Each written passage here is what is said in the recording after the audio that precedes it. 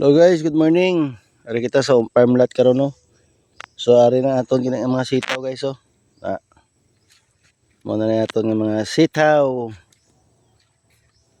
Medyo na uy may ari oh mga subayo na isprayan sa naton karon. Nakabawi na mga dahon niya guys. Mo na siya nagkabod na oh.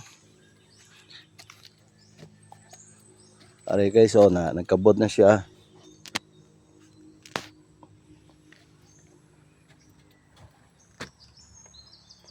So mo na yung aton nga gintanom diri no sa nagligad nga bulan.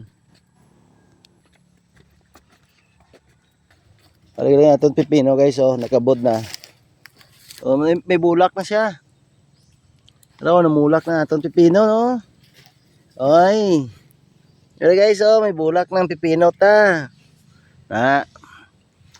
Aton yung pipino namulak na. May mga bulak na sila oh. Na namulak na.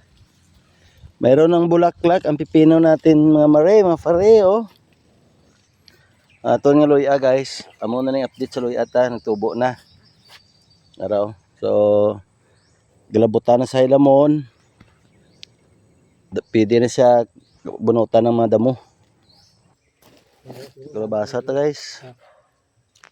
Ari aton nga okra guys. Muna ang okra. Okra. May mga okra taw.